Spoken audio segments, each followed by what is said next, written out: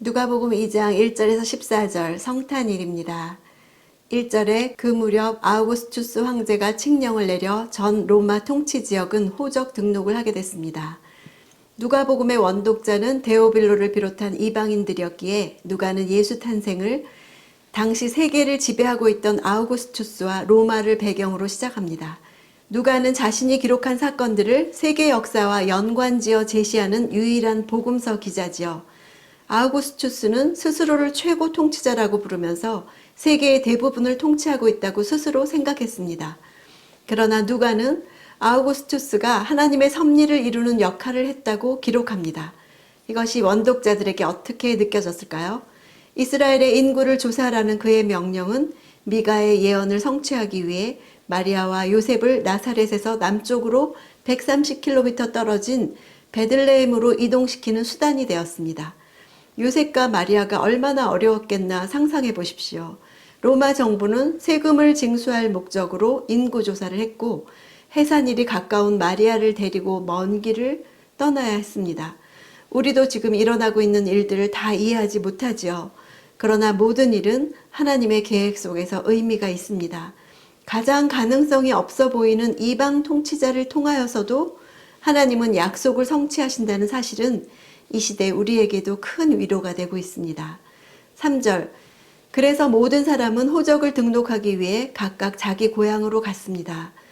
고향으로 호적하러 가는 것이 모든 유대인이 참여했던 민족적 대사였음을 보여주면서 누가는 예수 탄생이 모든 유대인에게 영향을 미치는 너무나 중요한 일이라는 사실을 암시하고 있습니다. 로마 황제의 칙령에 의해서 전 로마 통치 지역 사람들이 다 호적 등록해야 했듯이 예수 그리스도의 탄생이 온 세상이 반응해야 하는 일임을 암시하기 위해서 모든 이란 단어를 쓰고 있죠. 호적을 위해서 모든 유대인을 각각 자기 고향으로 돌아가도록 한 것은 유대인의 관습을 이용한 것입니다. 이스라엘 각 지파가 하나님으로부터 기업으로 받은 땅은 영원한 것이었습니다. 특히 희년에는 각각 자신의 기업과 가족에게 돌아가야 했죠. 이런 구약의 전통이 로마 통치하에 이루어졌던 유대인의 호적 관습에 영향을 미쳤을 것입니다. 로마 황제가 호적을 각각 자기 출생지 혹은 고향에서 하도록 영을 내린 사실은 표면상 로마가 세계를 지배하고 있지만 세상의 모든 역사와 구원을 주관하시고 계획하시는 이는 하나님이신 것을 지금 보여주고 있습니다. 7절, 마리아는 첫 아들을 낳고는 아기를 천으로 싸서 구유에 눕혔습니다. 여관에는 그들이 들어갈 빈 방이 없었기 때문입니다. 베들레헴은 해발 716m에 위치해 있습니다. 인구조사로 인해서 엄청난 수의 다윗의 후손들이 이곳으로 모여들었죠. 고대 근동의 손님 접대 풍습에 따라서 많은 현지인들이 방문객들에게 자기 집을 내주었지만 모자랐을 것입니다.